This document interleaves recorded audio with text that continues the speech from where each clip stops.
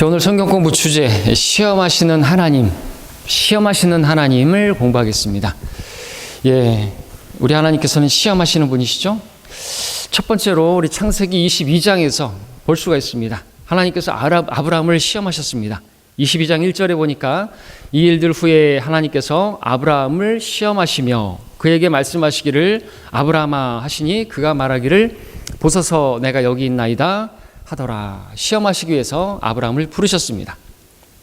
자, 그런데 야고보서 1장 13절에 보니까 누구든지 시험을 받을 때 나는 하나님께 시험을 받는다고 말하지 말지니 하나님께서는 악으로 시험을 당하지도 아니하시고 또 그분 자신이 아무도 시험하지 않으시기 때문이라.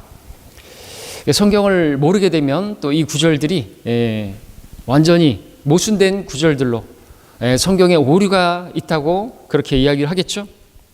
이에 대해서 우리가 무슨 뜻인지를 알아야 되겠습니다.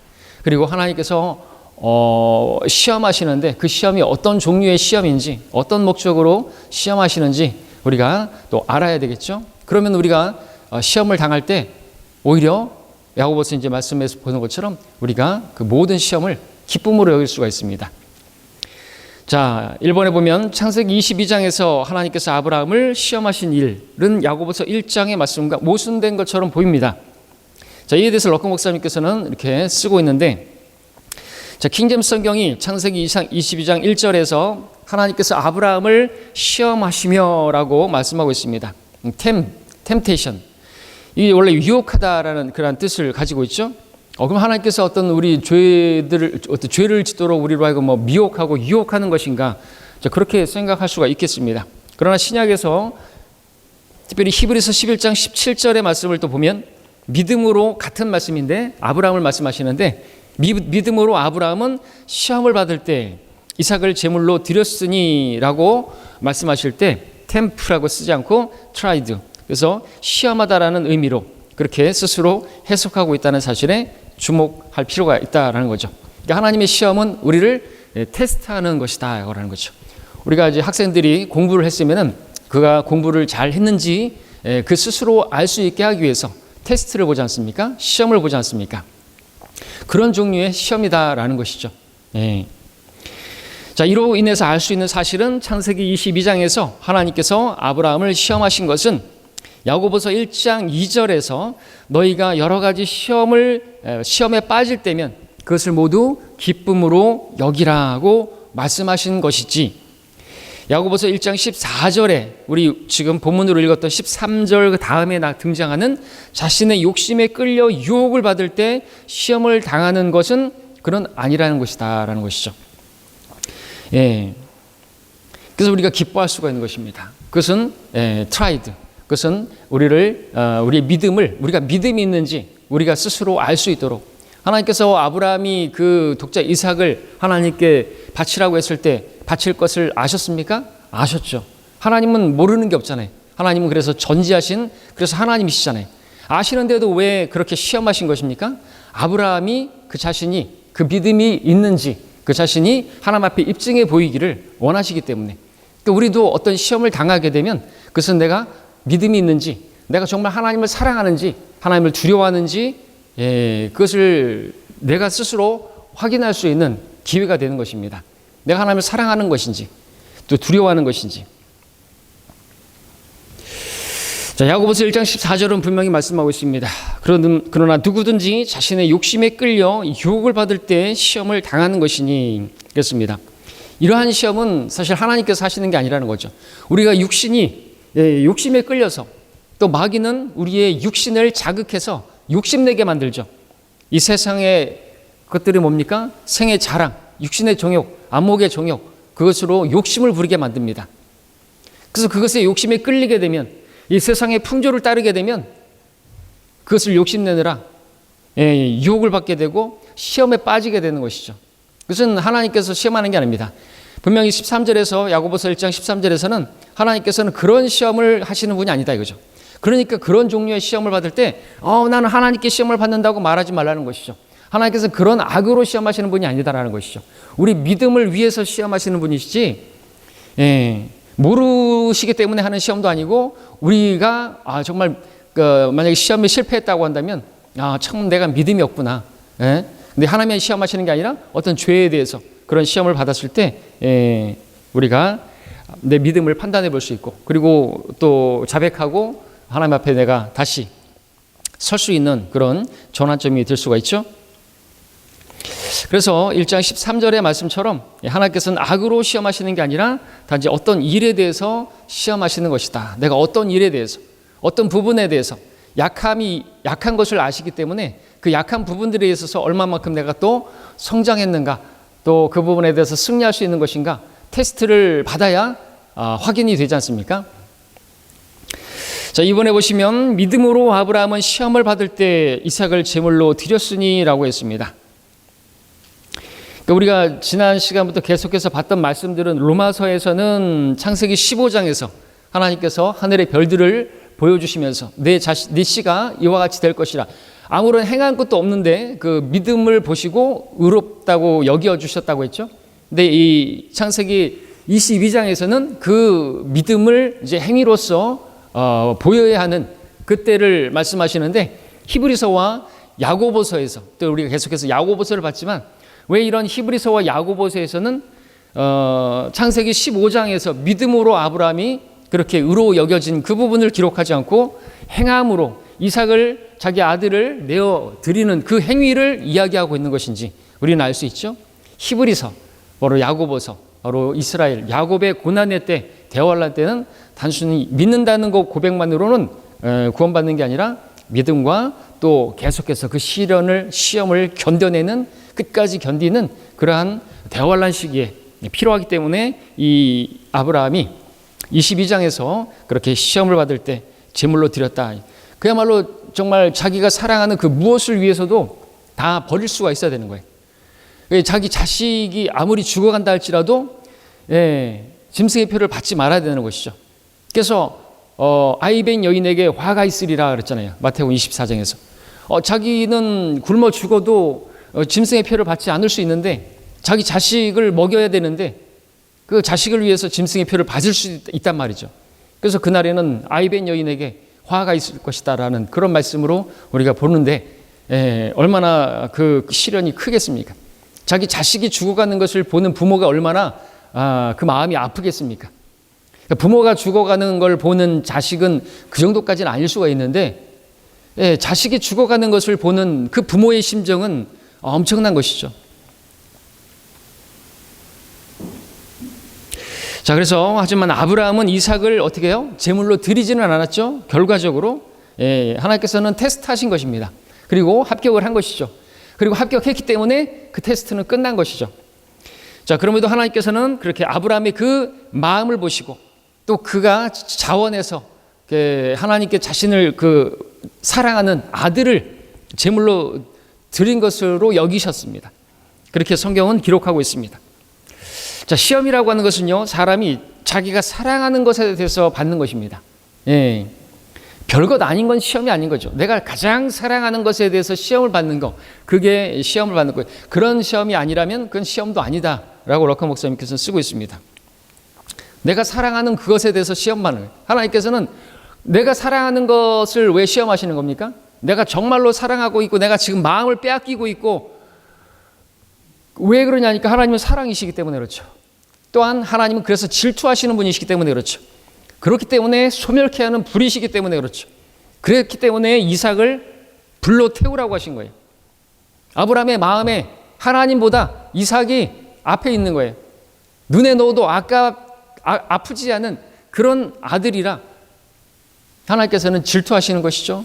소멸케 하는 불이라고 했죠. 네 스스로 네 손으로 네 자식을 불태우라 이거죠. 번제로 드리라는 거예요.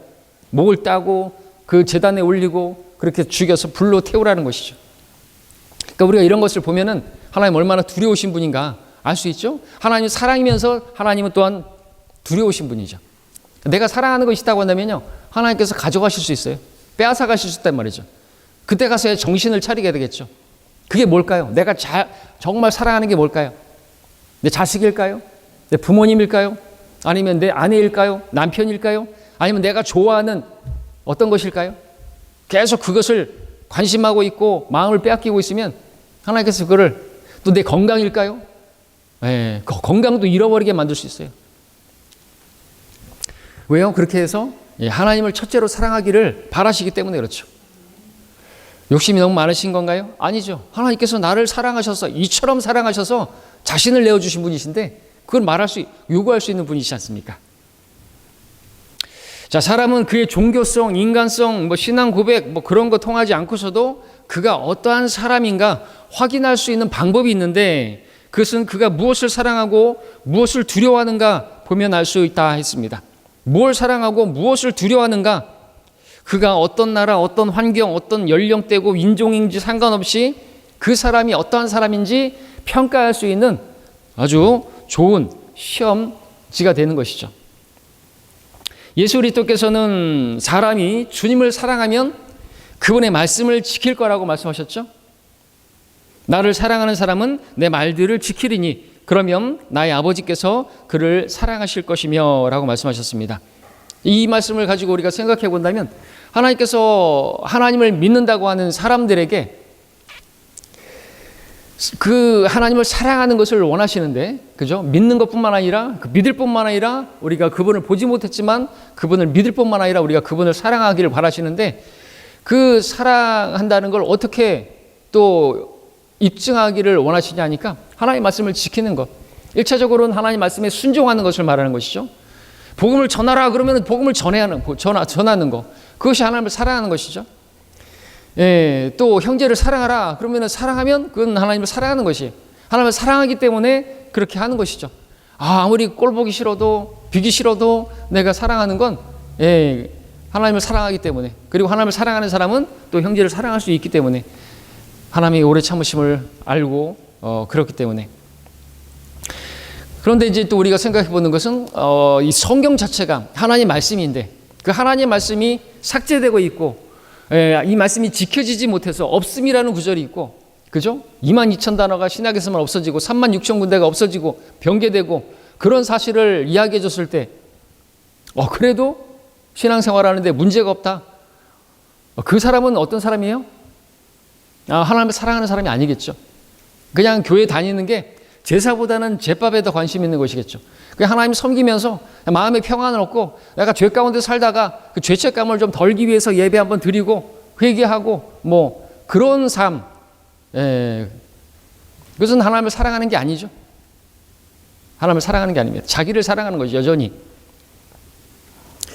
하나님을 사랑하는 사람은 그렇게 성경이 변개되고 삭제되고 그렇게 지켜지지 못했냐? 그러면 당연히 하나님께서 지키신 성경을 찾고자 할 것입니다.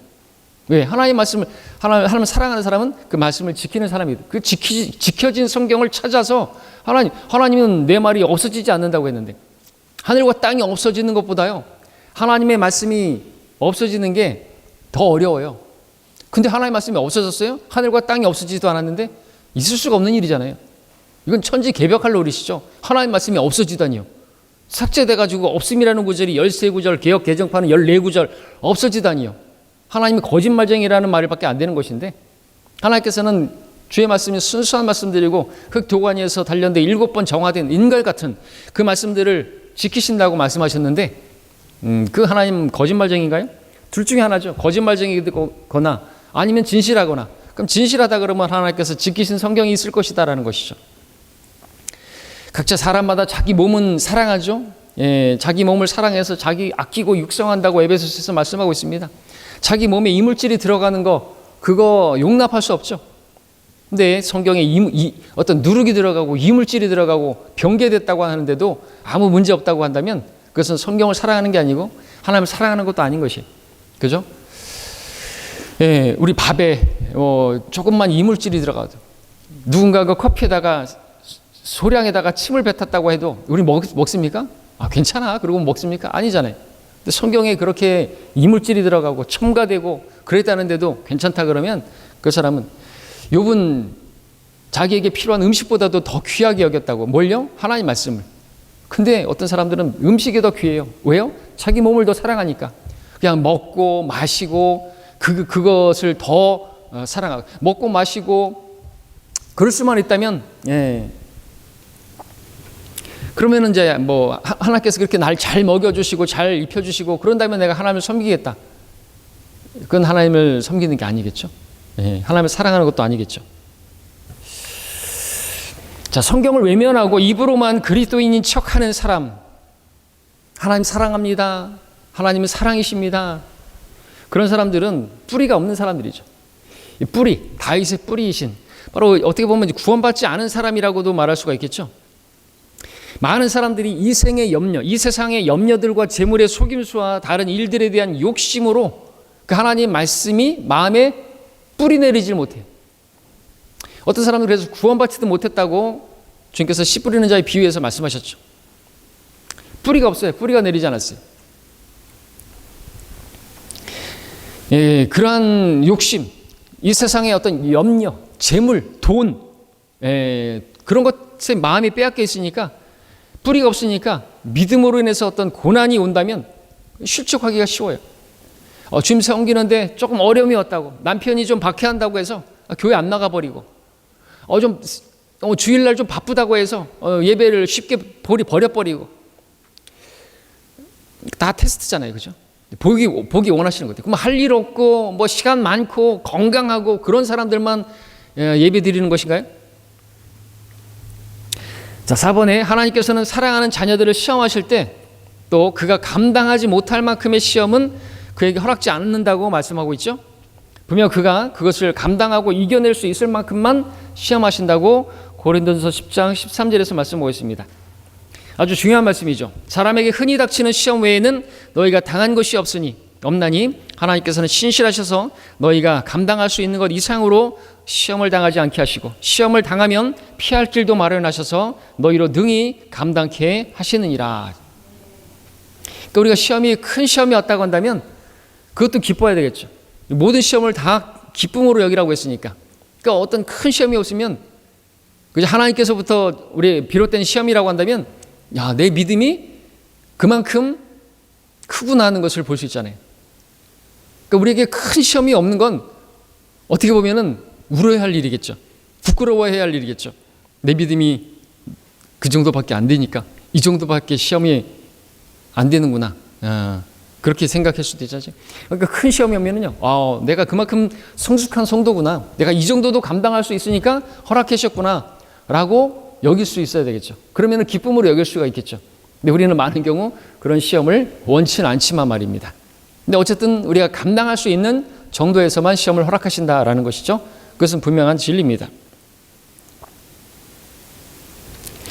자, 5번에 우리 욥을 보시면은 엄청난 시험을 당했습니다. 그러니까 의인 욥, 노아, 다니엘, 이 세 명이 의인 삼총사잖아요. 근데 그만큼의 믿음이 되니까, 그죠? 완전한 사람이라고 주님께서 평가하셨으니까 진짜 혹독한 시험을 당하지 않았습니까? 세상에 살았던 누구보다도 자기가 사랑하는 모든 것에 대해서, 자기가 사랑하는 것에 대해서 시험을 받은 사람이죠.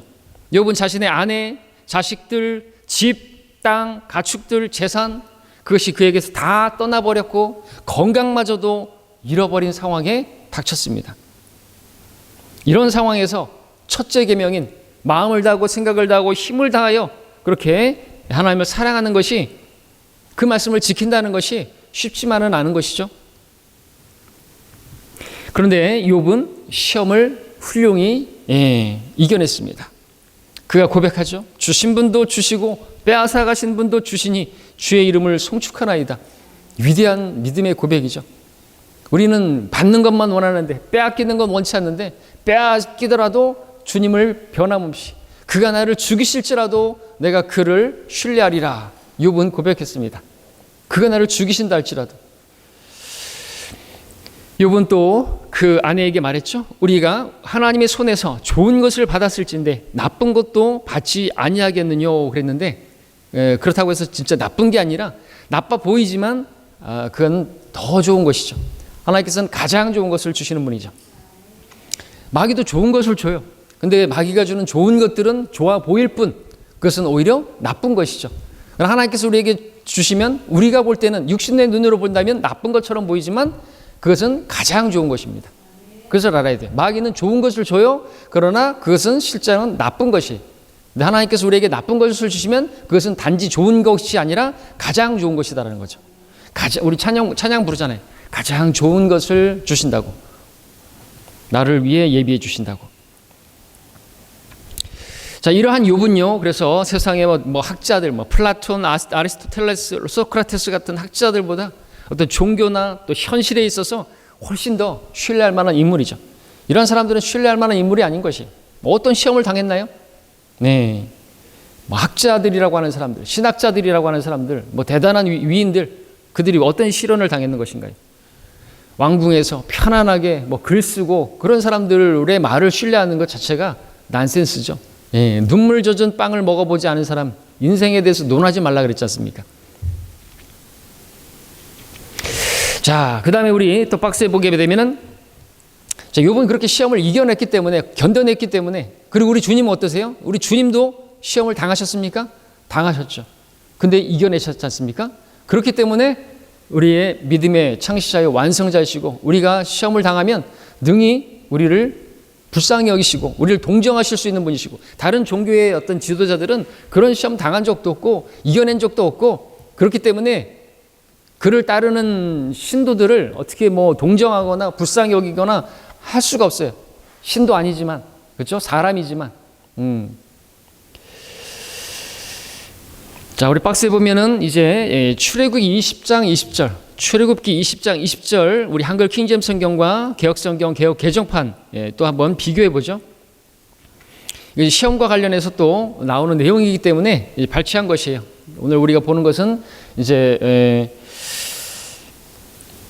창세기 주석서 그리고 파수꾼과 밤이 어떻게 되었느냐 이 책들에서 발췌된 내용입니다. 우리 성경에는 출애굽기 20장 20절에서 모세가 백성에게 말하기를 두려워 말라, 하나님께서 내려오심은 너희를 시험하시고 그를 두려워함이 너희 얼굴 앞에 있게 하여 너희로 죄를 짓지 않게 하려 하심이니라 하니라 그랬습니다.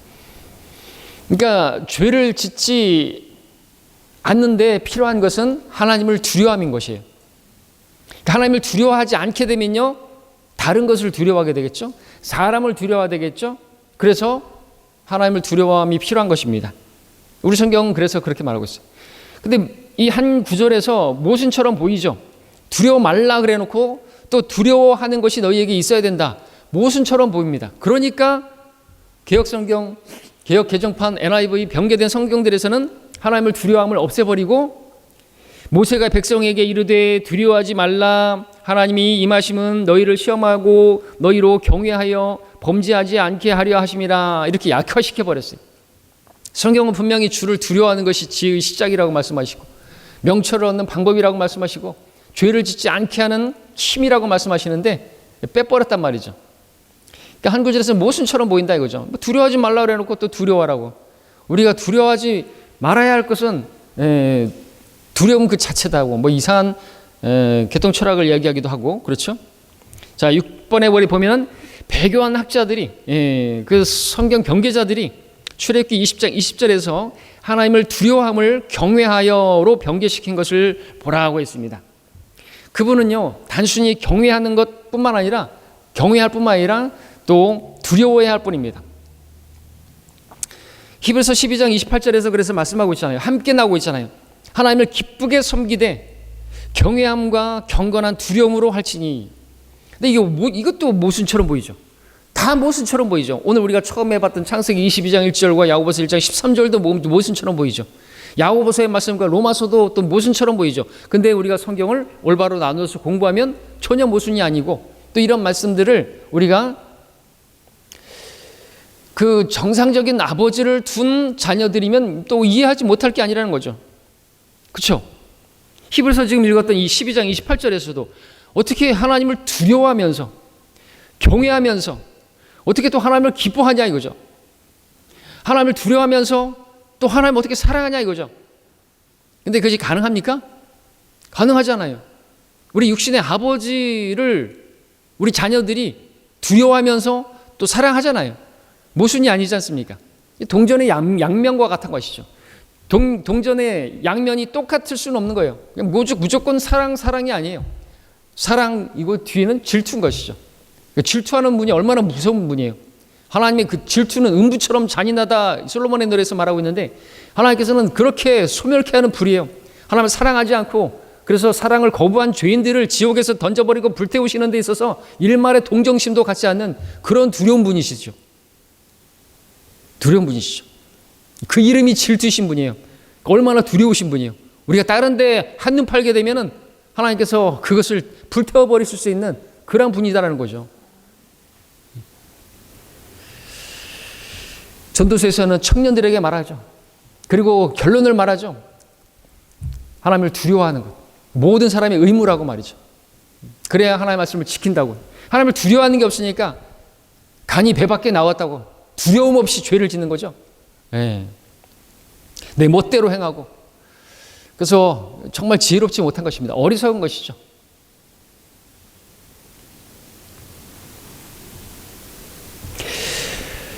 자, 변개자들의 의도가 뭐예요? 그들의 의도는 사람들로 하여금 하나님을 두려워하지 않게 만드는 것뿐, 그것밖에 없는 거예요. 이게 누가 하는 짓이에요? 마귀가 하는 것이죠. 마귀는요, 하나님을 두려워하지 않습니다.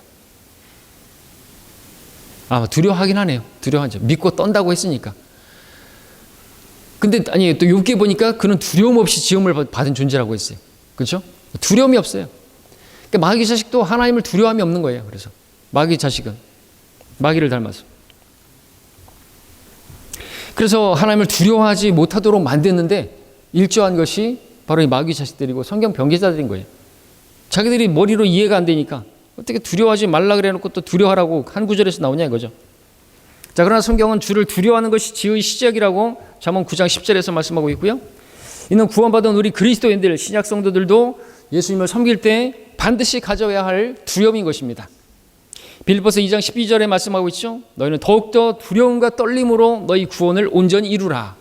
이것이 우리가 구원을 계속해서 이루어가는 성화 구원을 말하는 게 절대로 아닌 것을 우리가 알고 있죠. 우리는 두려움과 떨림으로 우리 안에서 이루어진 그 구원을 우리 삶 가운데서 또 드러내고 입증해내는 그것을 말씀하고 있는 것이죠. 구원이라고 해서 다 또 혼의 구원을 말하는 게 아니고 시험 가운데서의 구원을 말하고 있다는 것이죠. 그렇죠? 7번에 보면 만약 하나님께서 성도를 어떤 부분에 있어서 시험하신다고 한다면 그 시험을 주시는 하나님의 목적이 성취되어야만 끝난다. 많이 들어서 알고 계시죠? 그 입증할 수 있는 게 바로 바빌론의 그 느부갓네살 왕인 것입니다. 하나님께서는 교만에 찬 그 바빌론 왕 느부갓네살을 그가 어떤 교만의 말을 했습니까? 다니엘 4장 30절에서 이것이 뭐가요? 그 바빌론 왕국이 내가 내 권세의 힘으로 내 위엄의 영예를 위하여 내가 한 것이 아니냐 이거죠. 그러니까 마귀적인 것입니다. 이사야서에서도 그 마귀가 그 루시퍼가 말하는 게 뭐예요? 내가 내 보좌를 내가 그렇게 하는데 내가 하리라. I will 내가 하겠다. 내가 한 것이다 이거죠. 느부갓네살은 내가 한 것이다. 다 내가 한 것이다. 그러니까 우리도 마찬가지예요. 11조를 안 하는 성도들은 어떤 사람이에요? 다 자기가 한 거예요. 자기가 자기 힘으로 자기가 열심히 자기가 선택해서 직장을 가지게 되었고 자기가 열심히 수고했고 다 자기가 한 것이에요. 그러니까 하나님께 드릴 게 없는 것이죠. 다 내 거야. 10에 10이 다 내 거야. 그러니까 11조를 10에 1도 못하는 거예요. 마귀가 역사한 거예요. 교만하게 된 것이죠. 하나님께서 우리에게 허락지 않으시면 아무것도 받을 게 없어요. 그것을 모르면 어떻게 되죠? 이제 하나님께서 손 대셔야죠. 어떻게 하셨어요? 깨닫지 못하면 멸망하는 짐승과 같다 그랬는데 그 느부갓네살을 짐승처럼 만들어서 쫓겨나게 하시고 7년 동안 그야말로 개고생이 아니라 소고생하게 만들었죠. 소처럼 지푸라기를 먹게 만드는 것이죠. 그리고 지푸라기를 먹고 또 어떤 사람들은 어떻게 해요? 그것을 깨닫지 못하면은 그 탕자처럼 돼지가 먹는 곡식 껍질을 먹어봐야 정신을 차리게 돼. 그제서야 이제 하늘을 향해서 눈을 들어오고 내가 하늘을 거역하여 죄를 졌나이다 하고 아버지께 가는 탕자처럼 그래 정신을 차리게 되는 거죠. 그래서 그 짐승으로 변하게 만드셔서 다니엘서 4장 33절에 보니까 그가 사람들에게서 쫓겨나서 소처럼 풀을 먹고 그리고 또 그 아버지를 떠나서 탕자가 돼지 곡식 껍질을 먹으면서 하늘을 이제 보게 되는 것처럼 그래서 그를 깨우쳐 주시죠.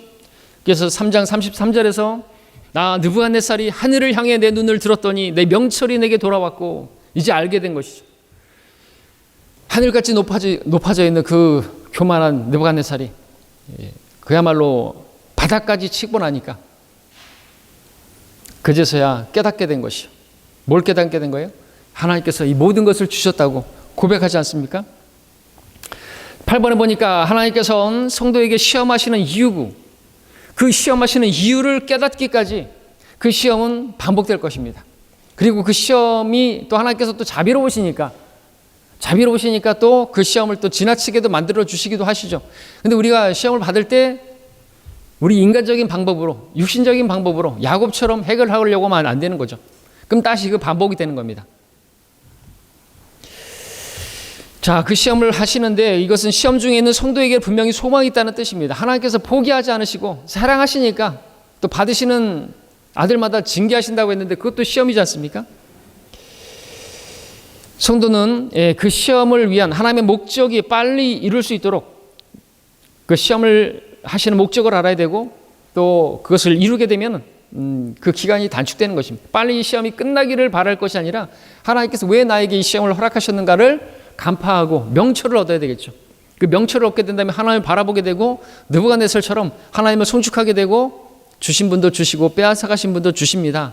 나에게 바빌론 왕국을 주신 분도 주님이시고 나를 쫓겨나게 하신 분도 주님이십니다. 욥처럼 고백하게 된 거지 않습니까? 그리고 그것을 모든 것을 하실 수 있는 분, 나귀를 갖다가 주실 수 있는 분이시고 또 나귀를 빼앗아 가실 수 있는 분이시고 그래서 주께서 쓰신다 하니까 그 나귀 주인은 아무 소리도 안 하고 주께서 쓰신다는데 주신 분도 주시오 빼앗아 가시는 분도 주시니 그 나귀 주인도 대단한 주인이죠. 이름이 나오지 않지만 그분은 모든 것을 주시니까 그렇죠? 우리도 그렇게 고백할 수 있다면 그 고백이 딱 떨어지는 순간 느부갓네살처럼 회복되는 거예요. 시험이 패스가 되는 거라는 거죠. 합격이 되는 거예요. 근데 그게 안 되면 또 반복되는 거예요. 우리 하나님께 내가 11조를 떼먹었다. 하나님께서 어떤 방법으로든 빼앗아 가시는 거예요. 취해 가실 수 있는 분이 하나님이세요. 정신을 차려야 되죠. 깨달아야죠. 자, 9번에 보면은 8번에 계속 읽어보면 하나님께서 성도의 문제를 해결해 주셨다면 하나님께 감사하는 일을 잊어버리면 안 되겠죠? 10중 8구 9명은 잊어버립니다. 문득병자처럼 말이죠. 자, 바빌론 왕 느부갓네살은 많은 그리스도인이 하지 않은 일을 했습니다. 그는 공개적으로 하나님께 감사를 드렸습니다. 37절에서 나 느부갓네살이 하늘의 왕을 찬양하고 칭송하고 존경하노니라고 했습니다. 9번에 느부갓네살은 시험받고 제정신으로 돌아온 것을 37절에서 그분의 모든 일은 진리이고 그의 길들은 공의로우나니라고 했습니다. 그분께서 행하실 수 있는 건 마땅한 일이었다고. 내가 교만해서 바보같이 정신 못 차리고 사니까 하나님께서 나를 깨닫게 하시려고 그렇게 고생하게 만드셨다 이거죠. 7년 동안이나 마치 대환란을 예표하는 것처럼 자신의 공로로 여기지 않았습니다. 그래서 37절에서 이어서 말하기를 교만하게 행하는 자들을 그분께서 능히 낮추시느니라 고백하고 있습니다. 대단한 걸 깨닫게 된 것이죠. 느부갓네살은 하나님을 찬양하고 드높이고 존귀를 돌렸습니다. 오늘날 많은 성도들이 입으로는 주님을 찬양하지만 마음으로는 자신의 종교나 자신의 선행이나 자기가 그래도 뭔가를 했다고 그렇게 높이고 있는 것이죠.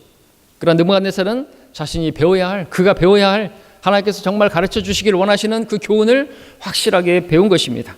그래서 시험이 끝난 것이 그렇기 때문에 우리는 그 시험하시는 목적을 알아야 하는 것입니다.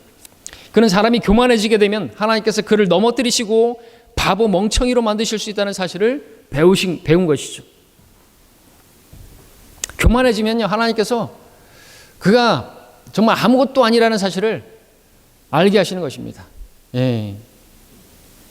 하나님께서 허락지 않으시면 아무것도 못해요. 설교자가 목소리가 안 나오면 아무것도 못해요. 그렇죠? 자, 10번에 보면 느부갓네살이 이 사실을 마음에 새기게 되자 35절에서 땅의 모든 거민은 아무것도 아닌 것으로 여겨지나 자기도 마찬가지인 것이죠. 자기도 아무것도 아닌 거예요. 심는 자나 물 주는 자나 아무것도 아니로되 자라게 하시는 분은 하나님이시다 그랬습니다. 아폴로, 게바, 바울 아무것도 아닌 거예요. 느부갓네살 아무것도 아닌 거예요. 무슨 미국 대통령 아무것도 아닌 거예요. 아무것도 아닌 거예요. 하나님께서는 그에게 온전한 정신을 다시 주셨고 그 왕국도 회복시켜 주셨습니다. 나는 아무것도 아니요. 그러니까 주께서 우리가 그것을 배우길 원하니까죠. 나를 완전히 부인하기를 원하시죠. 내가 완전히 부인되어야, 내가 완전히 십자가에 죽어야 그때서야 열매가 맺혀지지 않습니까? 이것은 구약에서도 다 나타나고 있습니다. 그는 왕국이 회복되었을 때 자기를 높이지 않았고 하나님께 감사드렸고 그분을 찬양했습니다. 우리를 돌아봐야죠. 과연 내가 이루어놓은 것을 보면서, 내가 지금 가지고 있는 것을 바라보면서 내가 이루었다고 생각한다면 정신을 차려야 되는 겁니다. 마귀가 이미 틈탄 것이죠. 자, 우리는 하나님께서 어떤 사람들이 겪는 역경들을 그에게 허락하신 이유를 다 알지 못합니다. 우리가 판단할 수는 없죠. 하나님께서 그에게 주시고자 하신 어떤 교훈들은 다른 사람들이 배워야 하는 교훈과 다를 수가 있습니다. 하나님께서 천편일률적으로 다 똑같이 그렇게 또 시험하시는 것도 아니고 또 다른 방법도 있는 것입니다. 죄를 졌기 때문에 깨닫게 하시는 것도 있고 연단을 위한 시험도 있는 것이고, 그러나 럭커 목사님께서 말하는 것은 그가 구원받지 못한 사람이라고 한다면, 구원받지 못한 죄인이라고 한다면 그 역경을 왜 겪고 있는지 분명하게 말할 수 있다. 그건 그가 영원토록 불타는 불못에서 불타지 말라고 역경을 주시어서 곧 예수 그리스도를 만날 수 있게 하는 그런 역경이다라는 것이죠. 그렇습니다. 그래서 구원받지 않은 사람들에게 어려움이 있는 것은 구원받게 하시려고 그 고통을 허락하시는 것이죠.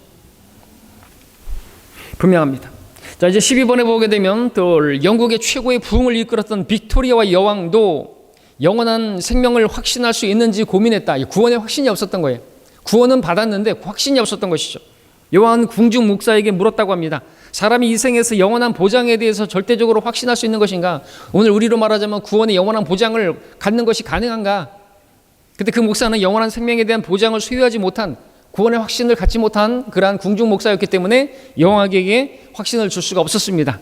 그 일이 궁중 뉴스에 실리자 존 타운샌드라는 복음 전도자가 그 소식을 듣고는 무엇을 해야 할지를 기도하고 여왕에게 짧지만 존경 어린 편지를 써서 그 다음에 요한복음 3장 16절과 로마서 10장 9절에 10절의 말씀을 읽어보시라고 그렇게 편지를 보냈죠. 2주가 지난 뒤에 존 타운샌드는 회신을 받았는데 거기 이렇게 기록되어 있습니다. 존 타운샌드에게 당신이 읽으라고 한 그 성경 구절들을 주의 깊게 기도하며 읽었습니다. 이제 저는 예수 그리스도를 께서 저를 위해서 이루신 완성된 속죄 사역을 믿고 하나님의 은혜로 주님께서 나를 위해서 예비해 놓으신 하늘나라에서 당신을 만날 수 있을 것을 확신합니다. 빅토리아 퀘르프 그렇게 편지를 보냈다고 하는 것이죠. 확신을 얻은 것이죠. 로마서 3장 16절 하나님께서 이처럼 사랑하셔서 독생자를 주셨으니 그 믿는 사람은 그리고 마음에 믿고 이유에 이르고 입으로 고백하여 구원에 이른다. 분명히 그 누가 하신 거예요? 하나님 말씀이잖아요. 그러면 하나님께서 그렇게 약속하셨는데 뭘 거기다가 또 내가 생각할 때는, 내가 느낄 때는 아무것도 느껴진 것도 없고 내가 생각할 때는 그거 가지고는 안 될 것 같은데 그럼 뭘 더 할 것인가 이거죠. 거기다 뭘 추가할 것인가요? 야, 어린 양의 피에다가 누룩을 섞지 말라 그랬잖아요. 우리 지난 시간에 같은 다른 걸 섞으면 안 되는 거예요. 그죠? 오직 예수 그리스도의 피만이 우리를 구원하는 거죠. 그래서 빅토리아 여왕은 구원의 확신을 얻게 되자마자 가는 곳마다 안전, 확신, 그리고 향유라는 이 제목의 전도지를 만들어서 다니면서 자신이 만나는 사람들에게 이 여왕이 나눠줬다는 것이죠. 그리고 럭커 목사님은 그 책에서 쓰기를 자기는 그 사실, 믿음, 느낌이라는 그 내용으로 이 전도지를 만들고, 우리 책도 있잖아요. 그와 같은 내용인 거예요. 안전, 예수 그리스도 안에서 안전하다 이거죠. 확신을 가진다 이거죠. 그러면 이제는 향유를 내뿜는다는 것이죠. 사실, 믿음, 느낌이라는 그러한 내용으로 이와 같은 여왕이 전도지를 만들어서 만나는 사람에게 복음을 전하는 거예요. 대단하지 않습니까? 그러니까 복을 주셨죠. 그럼에도 불구하고 이 빅토리아 여왕 역경이 제외된 건 아닌 것입니다. 그녀는 결혼 21년 만에 남편이 죽었고 여러 번의 암살 시도들을 경험했고 건강, 가족, 정치적인 문제들이 찾아왔고, 그러나 그녀가 가지고 있던 문제들 어떤 것이든 그것은 그녀가 주님을 영접한 순간 사실상 다 해결된 것이죠. 바로 그 순간 모든 게 다 해결되지는 않았지만 확실한 답을 얻은 것이고, 그리고 지금 빅토리아 여왕은 이 세상에 어떤 근심도 없는, 고통도 없는 하늘나라에서 살고 있기 때문에, 죄 문제가 해결되었기 때문에 그 순간 이제 뭐 사는 동안에는 어떤 어려움도 있고 시험도 여전히 있겠지만 사실상 모든 문제가 해결된 거예요. 그렇죠? 왜? 하늘나라 가면은 이제 모든 문제가 다 해결된 거니까. 지금 뭐 고민하는 어떤 것도 우리는요 다 지나갈 것이고 우리는 다 해결받은 사람들인 거예요. 단지 지금 잠깐 아직 있는 것일 뿐이라는 거죠. 다 해결된 거예요. 해결된 거예요. 자, D.L. 무디, 우리가 제가 말씀 자꾸 드렸던 그 내용을 말했습니다. D.L. 무디가 이 세상은 그리스도인들이 조금이라도 지옥을 경험할 수 있는 곳이고 믿지 않는 사람들에게는 그들이 볼 수 있는 유일한 하늘나라다. 자, 우리가 예수 그리스도를 영접하여 구원을 받은 사람이라면 우리는 모든 문제에 있어서 확실한 답을 가진 사람인 것입니다. 그러나 내가 아직 예수 그리스도를 구주로 영접하지 않은 죄인이라고 한다면 이 땅에서 나에게 일어나는 모든 문제는 이제 나에게 닥칠 엄청난 역경들의 시작에 불과한 거죠.